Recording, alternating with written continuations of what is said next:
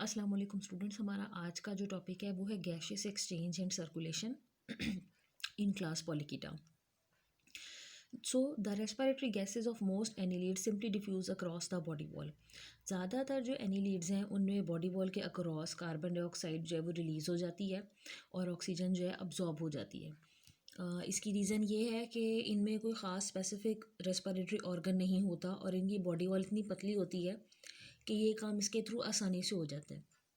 इसके अलावा इनके जिस्म में जो पैरापोडिया हैं वो गिल्स का काम करते हैं और उन्हें पैरापोडियल गिल्स कहते हैं क्योंकि वो खासे बड़े होते हैं, बॉडी की लेटरल साइड पर होते हैं, एक्सटेंडेड फॉर्म में होते हैं, तो वहाँ से गैसेस का एक्सचेंज करना निस्बतन आसान होता है। पॉलीकेट्स में क्लोज सर्कुलेटरी सिस्टम है। खून जो है वो ब्लड वेसल्स के अंदर बहता है। इनमें रेस्पिरेटरी पिगमेंट भी पाया जाता है जो कि ऑक्सीजन को कैरी करके सेल्स तक पहुंचाता है, प्लाज्मा में डिज़ोल्व होता है और बाकी के जो ब्लड सेल्स होते हैं वो भी ब्लड में होते हैं। वैसे ब्लड जो है वो कलरलेस होता है, समटाइम्स ग्रीन सा होता है, येलोइश सा या रेड भी पाया जाता है। मुख्तलिफ ऑर्गेनिजम्स में रेस्पिरेटरी पिगमेंट जो है वो मुख्तलिफ होता है, इसलिए जिस तरह का रेस्पिरेटरी पिगमेंट इनके ब्लड में पाया जाता है उसी के मुताबिक इनका ब्लड का कलर भी होता है। जो पॉलीकीट्स है इनमें एक जो बड़ी वेसल है वो डॉर्सल एओर्टा है। ये सबसे बड़ी वेसल है, डॉर्सल साइड पर पाई जाती है, आगे से पीछे की तरफ होती है और ब्लड को पंप करती है। बहुत सारे जो जानदार हैं उनमें छोटी छोटी मज़ीद ब्लड वेसल्स भी होती हैं, जैसे कि वेंट्रल साइड पर एक दूसरी बड़ी ब्लड वेसल है जिसका नाम वेंट्रल एओर्टा है।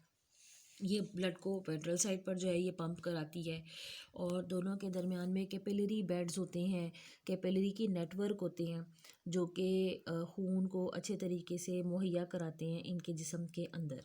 अब यहाँ पर ये एक डायग्राम आपको इन्होंने बनाकर दिखाई हुई है, तो आप देख सकते हैं कि ये इनकी गट है जो कि खुराक की नाली है जिसमें से खुराक ने मूव करनी है। डॉर्सल साइड है जानदार की, वेंट्रल साइड है जानदार की, तो डॉर्सल साइड की मुनासबत से यहाँ डॉर्सल ब्लड वेसल है और वेंट्रल साइड पर वेंट्रल ब्लड वेसल है। दोनों के दरमियान में आप देख सकते हैं कि जा बजा बहुत सारी जो कैपिलरीज़ हैं और जो नेटवर्क है छोटी ब्लड वेसल्स का जो कि डॉर्सल ब्लड वेसल और वेंट्रल ब्लड वेसल से छोटी हैं, उन्होंने एक जाल बिछाया हुआ है। यही जाल एक्सटेंड करता करता पैरापोडियम तक आ जाता है क्योंकि पैरापोडियम बॉडी की साइड पर निकलने वाली लैटरल एक्सटेंशंस हैं। तो इन्हीं कैपिलरी नेटवर्क को जो कि गट से आगे जाकर पैरापोडियम में नेटवर्क बनाती हैं उसको हम कहते हैं पैरापोडियल कैपिलरीज। और इसमें ये आप देख सकते हैं ब्रिसल नुमा साख्तें बड़ी करके भी दिखाई गई हैं जिन्हें सीटी बोलते हैं, बहुत सारी बुक्स में इन्हें चीटी भी कहा जाता है, इसीलिए क्लास पॉलीकीटा का नाम पॉलीकीटा रखा गया है। तो ये जो पूरी लैटरल एक्सटेंशन है जो कि इसके लिए पाँव का काम करती है, इसे पैरापोडियम कहते हैं। अब बात कर लेते हैं इनके नर्वस सिस्टम की जो कि ठीक नीचे यहाँ पर टॉपिक दिया गया है। नर्वस सिस्टम जो है वो एनीलीड्स का दोनों क्लासों में सेम है और सब फेरेंजियल गैंग्लियन और सुपरा फेरेंजियल गैंग्लियन पर मुश्तमिल है। गैंग्लियन जो हैं वो क्या होते हैं, वो न्यूरॉन्स की सेल बॉडीज़ की एग्रीगेशन होती हैं। ये ब्रेन के जैसा काम करते हैं मगर एग्जैक्टली ब्रेन नहीं होते क्योंकि ये छोटे ऑर्गेनिजम्स हैं, थोड़े से प्रोटेक्टेड इन्वायरमेंट में रहते हैं। इनके मुताबिक जो इनका नर्वस सिस्टम है वो अच्छा है, जो कि इनकी बॉडी में कोऑर्डिनेशन, रब्त का निज़ाम, डिसीजन मेकिंग, अगर इन ये ख़तरे में है तो क्या करना है, खुराक कैसे पकड़नी है और इनकी जो सारे इंटरनल बॉडी की ऑर्गेनाइजेशन है उसको सारे को कंट्रोल करता है। ये डायग्राम आप देख सकते हैं इनकी बुक में दी गई है। अब ये इन्होंने आपको एक पूरे वॉर्म की बॉडी दिखाई है। इस वॉर्म की बॉडी में इन्होंने आपको दिखाया है कि ऊपर की तरफ जो है वो आइज़ भी पाई जाती हैं। इसके साथ छोटी छोटी प्रोजेक्शंस भी हैं जो कि एक्सटेंशंस होती हैं बॉडी की वॉल की, इन्हें सेंसिटी प्रोजेक्शंस बोलते हैं। यहाँ पर आप देख सकते हैं कि मुंह होगा, आपको पता है कि ऊपर वाला हिस्सा जो है वो पेरिस्टोमियम है।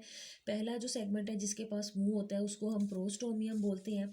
तो यहाँ अगर हम मुंह के बाद ऑब्ज़र्व करें कि ठीक पीछे की तरफ जो है वो फेरिंग्स जो है वो होता है, तो फेरिंग्स के ऊपर की तरफ भी गैंग्लियन होते हैं और फेरिंग्स के थोड़ा नीचे की तरफ भी गैंग्लियन होते हैं। तो फेरिंग्स के जो ऊपर गैंग्लियन होते हैं उसको कहते हैं सुपरा फेरेंजियल गैंग्लियन और फेरिंग्स के जो नीचे गैंग्लियन होता है उसको कहते हैं सब फेरेंजियल गैंग्लियन, और फेरिंग्स यहाँ दरमियान में करके होता है। वो ज़ाहिरी बात है कि गट का हिस्सा, इसलिए इस डायग्राम में उसको आपको नहीं दिखाया गया।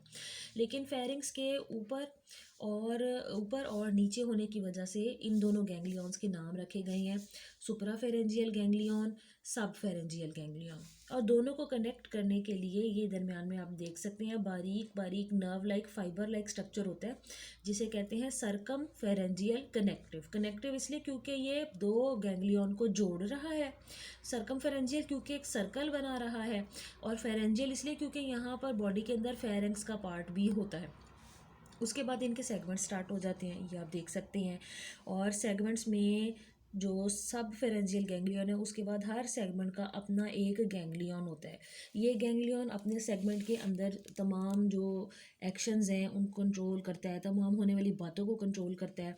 इसके अलावा इसमें से जो है लेटरल साइड पर नर्व्स भी निकलती हैं, ये देख सकते हैं आप, ये साइड्स पर, राइट साइड पर, लेफ़्ट साइड पर, तो इन्हें लैटरल नर्व्स बोलते हैं। लैटरल नर्व्स जो हैं ये भी रक्त का निज़ाम बेहतर बनाती हैं, हर सेगमेंट में अपनी होती है। अगर हम इस नर्व कॉर्ड को खोल कर देखें और इसको बड़ा करके देखें तो ये आगे से दो तरह के फाइबर से मिलकर बनी है, joint fibres, small fibres. Small fibres में न्यूरॉन्स की तादाद कम है, जायंट फाइबर्स में न्यूरॉन्स की एक्सोनल पोर्शन की तादाद ज़्यादा है, ये डायामीटर में बड़े हैं, और जो स्मॉल फाइबर्स हैं ये डायामीटर में छोटे हैं।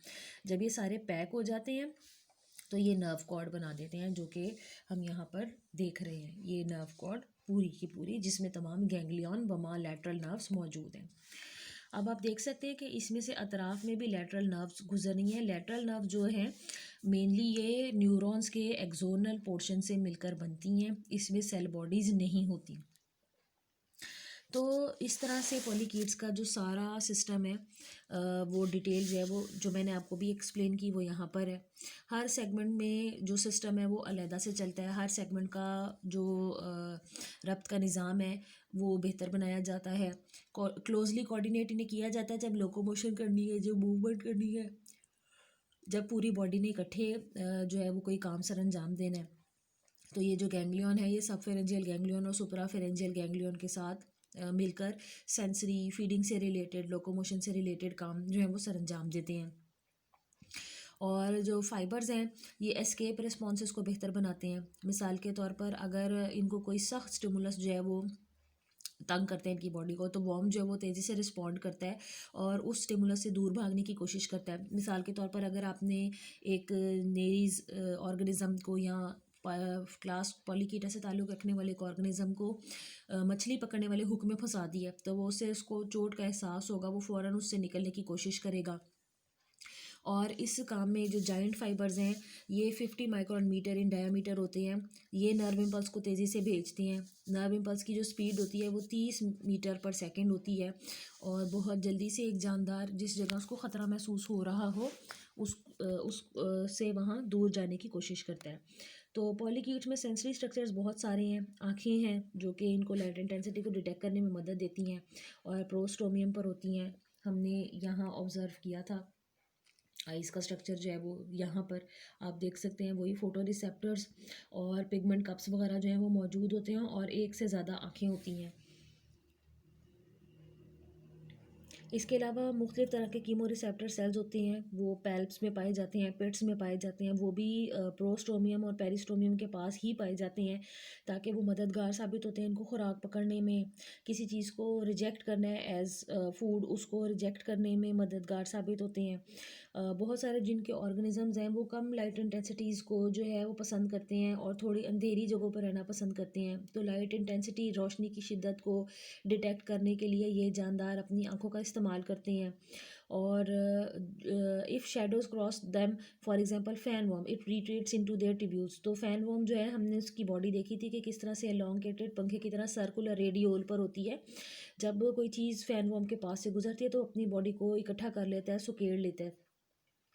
इसके अलावा जो न्यूट्रल ऑर्गन्स हैं ये सेंसरी पिट्स के अंदर पाए जाते हैं, न्यूट्रल ऑर्गन्स, इसमें छोटी छोटी बारीक जो है ओपनिंग्स होती हैं, हेड रीजन में ये पाए जाते हैं। तो ये कीमो रिसेप्शन में मदद देते हैं, क्योंकि यहाँ पर गैंग्लिया भी पास हैं, तो उनके साथ ये बेहतर तरीके से इन कीमो रिसेप्शंस को इस कीमो रिसेप्शन को इस्तेमाल करते हैं फूड की डिटेक्शन करने में।